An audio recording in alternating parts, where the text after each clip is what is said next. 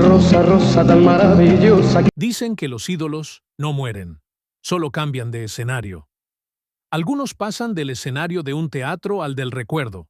Otros se funden en la nostalgia colectiva, como si su existencia fuera un mito que alguna vez tocó la realidad. Y hay quienes, como Sandro de América, nacieron para ser leyenda. No porque lo decidieran, sino porque no sabían vivir de otra forma.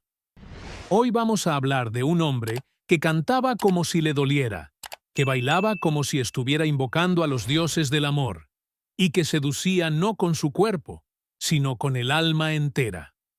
Aunque a veces también con el cuerpo. Un tipo que no necesitaba permiso para enamorar, ni excusas para escandalizar. Vamos a hablar de Roberto Sánchez, el que un día se convirtió en Sandro, y desde entonces ya no pudo volver atrás. Tengo un mundo de sensaciones, un mundo de vibras. La historia de Sandro comienza en Buenos Aires, un 19 de agosto de 1945. Roberto Sánchez nació en un barrio humilde, y como todo niño con hambre de algo más, se aferró a lo que tenía cerca: la música, la radio, los discos. Su familia no era rica en billetes, pero sí en pasiones. Su abuelo paterno, inmigrante húngaro, traía en la sangre esa intensidad casi gitana que Sandro luego llevaría al escenario. Y es que los grandes no se forjan entre lujos, se templen en la escasez.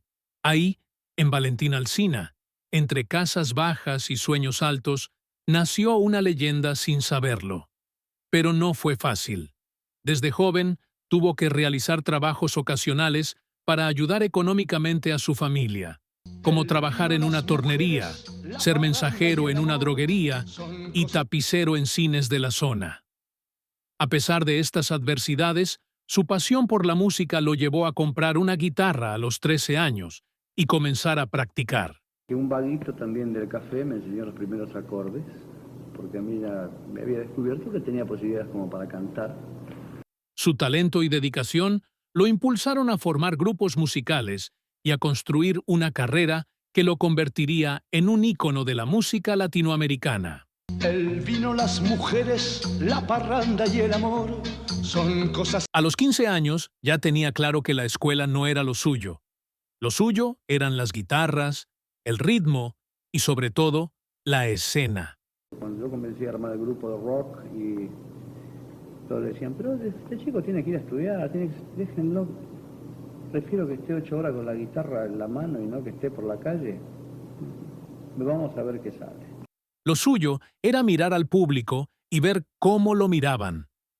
Junto a sus amigos del barrio, formó su primera banda, Los de Fuego, un grupo musical que marcó el comienzo de la carrera de Sandro de América. Aumenta el balanceo y hay mucha agitación. Con un estilo inspirado en el rock and roll y en íconos como Elvis Presley, la banda comenzó a ganar popularidad, convirtiéndose en un fenómeno lleno de energía, aplausos y, por supuesto, controversias.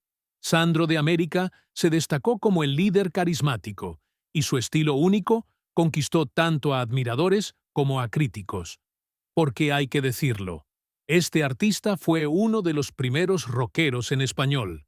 Sí, antes de que el rock argentino fuera lo que es hoy, antes de Charly, antes de Spinetta, estaba Sandro.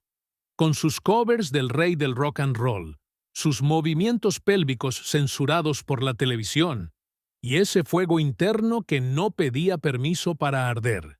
Y aquí hay que detenernos un poco, porque cuando uno escucha hoy las primeras grabaciones de Sandro, es fácil pensar que solo imitaba a Elvis, que era un chico latino haciendo lo que hacían los gringos. Pero eso sería una lectura muy superficial.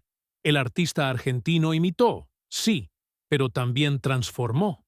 Tomó el fuego del rock y lo mezcló con su sangre latina, con ese dramatismo criollo, con una masculinidad diferente.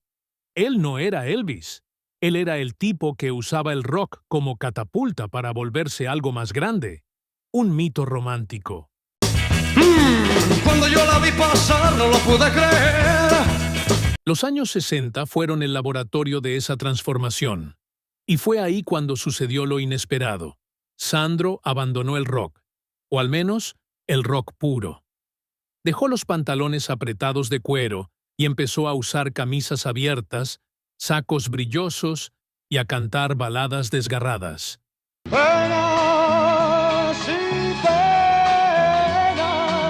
La crítica lo atacó con fiereza. Lo llamaron cursi, exagerado, un traidor al género del rock. Pero el cantante, como todos los grandes, no escuchó. Él sabía que no estaba abandonando nada, estaba evolucionando. Y vaya que evolucionó, porque ahí, justo cuando dejó de intentar ser moderno, se convirtió en eterno. Las baladas de Sandro fueron otra cosa. No eran simplemente canciones de amor, eran confesiones, eran rituales. Cuando él cantaba Rosa, Rosa, no era solo una melodía pegajosa, era un himno a la obsesión. Cuando entonaba Porque yo te amo, el mundo entero se detenía un segundo. Y no por la letra, que podría parecer simple, sino por cómo la decía. Yo te amo, yo te amo. Sandro no cantaba para gustar, cantaba para provocar. A veces te provocaba amor, a veces lástima, a veces deseo, pero nunca indiferencia. Y eso, en un mundo que olvida rápido, es una hazaña. Y aquí entra la figura de las nenas de Sandro. Esas mujeres que lo siguieron durante décadas, que le escribían cartas con perfume, que lo esperaban afuera de los teatros con flores y lágrimas. No era un fanatismo cualquiera, era una especie de comunión. Ellas no lo veían como un ídolo pop, lo veían como el hombre que les hablaba al alma. Este artista argentino no tenía público, tenía devoción. En sus shows, él no era un cantante, era un sacerdote del amor. Te propongo. Y sí, claro que hubo escándalos. ¿Cómo no los iba a haber? Sandro de América era un hombre en una época en la cual el mundo no sabía cómo lidiar con tipos así. Era sensual, pero no vulgar. Era intenso, pero no violento. Era libre, pero no libertino. Y aún así, lo acusaban de todo. Decían que era exagerado, que se creía Dios, que sus canciones eran telenovelas con música.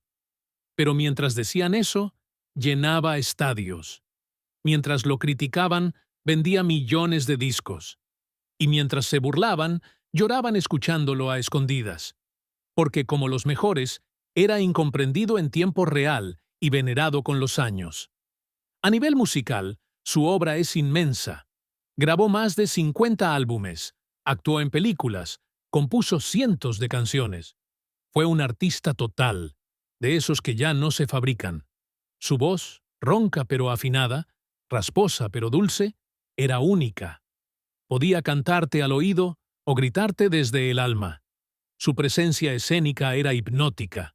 Se movía como un felino y sudaba como si estuviera purgando los pecados del amor. Era puro cuerpo, pura emoción.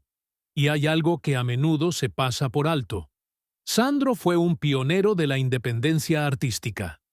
En un tiempo donde las discográficas mandaban, él exigía tener control. Decía lo que quería grabar, cómo quería vestirse, cómo quería ser filmado. Tenía una visión clara de sí mismo y no dejaba que nadie lo editara. Fue uno de los primeros artistas en Argentina en tener su propio estudio, su propio sello, su propio destino. Y eso, en un medio tan voraz, es casi un milagro.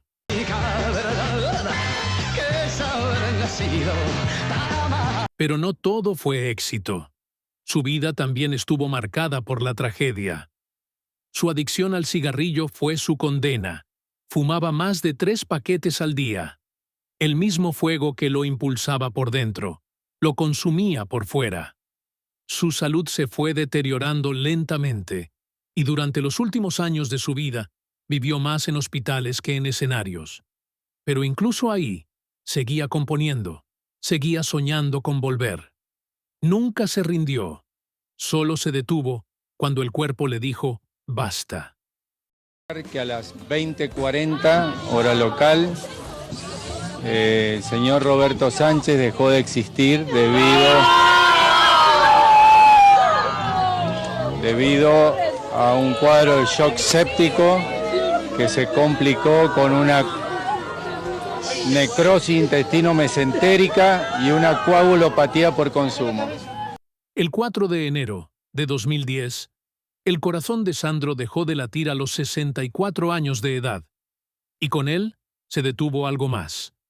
Una forma de sentir el arte, una forma de vivir el escenario. Pero como dijimos al principio, los ídolos no mueren.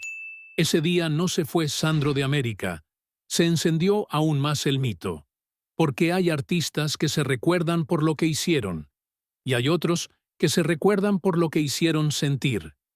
Y Sandro te hacía sentir todo. Una muchacha y una guitarra para poder cantar. Hoy su música sigue viva, en cada karaoke de barrio, en cada tía enamorada que aún guarda sus cassettes, en cada artista que intenta seducir con una canción.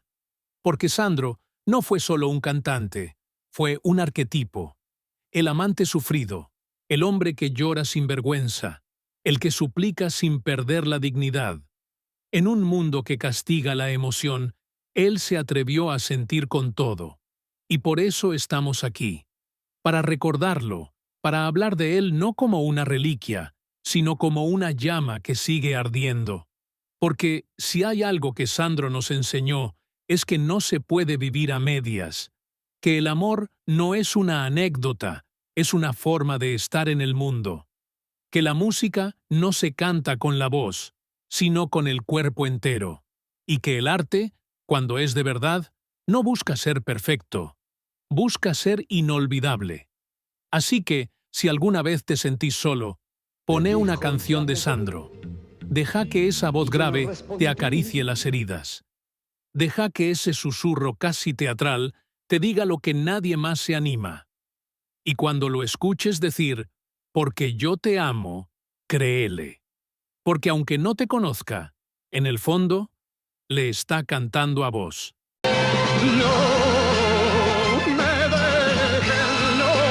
¿Qué opinas de este gran artista argentino que conquistó el mundo?